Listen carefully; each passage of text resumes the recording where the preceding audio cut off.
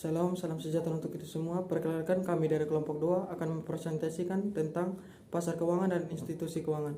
Sebelum itu, izinkan saya memperkenalkan nama. Perkenalkan, nama saya Alberto Sonate dengan NIM 1121003.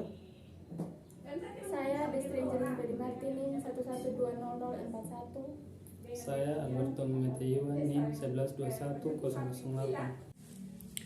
Baik, pada kesempatan kali ini saya akan menjelaskan pengertian pasar keuangan dan jenis pasar keuangan. Pengertian pasar keuangan. Pasar keuangan merupakan pasar yang menyediakan produk keuangan baik berupa aktiva fisik surat berharga atau valuta asing. Beberapa ahli menyebutkan bahwa pasar keuangan adalah seluruh institusi dan prosedur untuk menjembatani pembeli dan penjual instrumen keuangan. Artinya, pasar keuangan merupakan penghubung antara pihak yang ingin menjual dengan pihak yang ingin membeli produk keuangan. Yang kedua itu ada jenis-jenis pasar keuangan. Jenis-jenis pasar keuangan terbagi menjadi 6. Yang pertama, pasar modal merupakan pasar diperjualbelikannya modal jangka panjang dalam bentuk surat berharga seperti obligasi dan saham. Jangka waktu surat berharga yang ditawarkan biasanya berumur lebih dari 1 tahun. Yang kedua, pasar uang merupakan pasar diperjualbelikannya modal jangka pendek dalam bentuk surat berharga seperti deposit berjangka, whistle atau promise di mana jangka waktunya kurang dari 1 tahun. Yang ketiga ada pasar valuta asing, yaitu pasar yang melakukan kegiatan transaksi valuta asing baik spot transaction, forward transaction, and swap transaction. Yang keempat ada pasar kredit konsumen, yaitu pasar yang melayani pembiayaan pinjaman untuk pembiayaan konsumen atas produk tertentu baik barang maupun jasa seperti pembeli mobil, motor, perlengkapan rumah tangga dan pendidikan atau hiburan. Yang kelima itu ada pasar hipotek, yaitu pasar yang melayani pinjaman untuk lahan, real estate atau perumahan, komersial, industri dan pertanian. Dan yang terakhir atau yang keenam, pasar komoditas, yaitu pasar yang melakukan kegiatan jual beli komoditas tertentu seperti produk pertanian.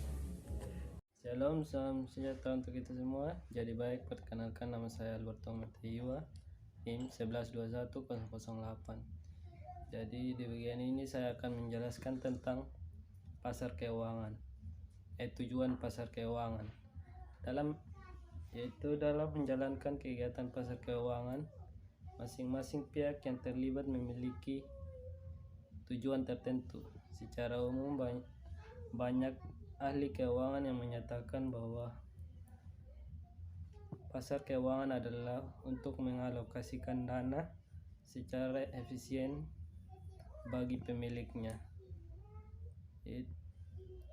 Berikut pihak yang membeli atau pihak yang membutuhkan dana adalah mereka yang menginginkan sejumlah dana untuk membiayai aktivitas usahanya, baik secara investor maupun modal kerja. Tujuan pihak yang membutuhkan dana atau pembeli yang melakukan kegiatan di pasar keuangan terbagi dalam dua, yaitu jangka pendek dan jangka panjang.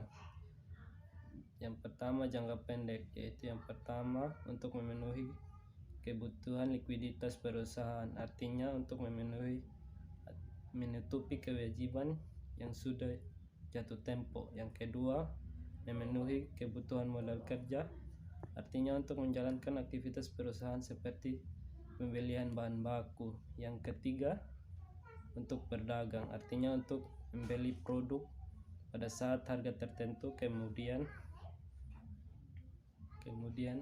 menjualnya kembali. Yang kedua itu jangka panjang, yaitu yang pertama melakukan investasi, yaitu perusahaan membutuhkan dana yang cukup besar, misalnya untuk pendirian pabrik baru. Yang kedua, untuk menguasai suatu perusahaan dengan cara membeli sehingga besar saham untuk perusahaan tersebut.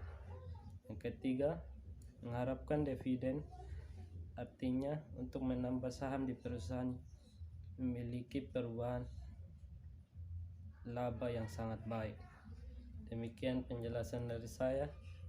Terima kasih. Lembaga keuangan atau institusi keuangan yang ada di Indonesia adalah yang pertama, perbankan. Bank merupakan lembaga keuangan yang menawarkan baik jasa simpanan, pinjaman atau kredit, atau jasa keuangan lainnya yang dapat dilayani oleh bank umum atau komersil maupun bank pengkreditan rakyat atau BPR. Jenis bank dilihat dari segi mencari keuntungan. Dewasa ini terdiri dari bank yang beroperasi berdasarkan prinsip konvensional atau barat dan syariah atau Islam. Yang kedua ada bursa efek. Bursa efek merupakan tempat diperjualbelikan modal jangka panjang seperti saham dan obligasi. Dalam bursa efek terdiri dari dua pasar, yaitu pasar primer atau primer market dan pasar sekunder atau sekunder market. Pasar primer yaitu pasar yang menangani pertama kali emisi sekuritas suatu perusahaan. Sedangkan pasar sekunder adalah pasar yang melayani sehari-hari transaksi perdagangan sekuritas yang telah beredar setelah masa penjualan pasar primer berakhir. Yang ketiga, asuransi. Asuransi merupakan usaha pertanggungan terhadap suatu risiko yang akan terjadi. Pertanggungan ini terdiri dari perusahaan asuransi sebagai penanggungan dengan nasabah sebagai tertanggung. Perusahaan asuransi menerima premi yang dibayarkan oleh pertanggung, dan apabila tertanggung menderita kerugian seperti yang telah diperjanjikan, maka perusahaan asuransi sebagai penanggung akan menggantikannya. Yang keempat, dana pensiun. Dana pensiun merupakan perusahaan yang memungut dana bagi karyawan suatu perusahaan. Artinya, perusahaan memotong dana atau gaji karyawan suatu perusahaan dengan jumlah tertentu yang kemudian disetorkan ke perusahaan dana pensiun. Dana yang terkumpul oleh perusahaan digunakan atau diinvestasikan kembali. Sekian presentasi dari kelompok kami.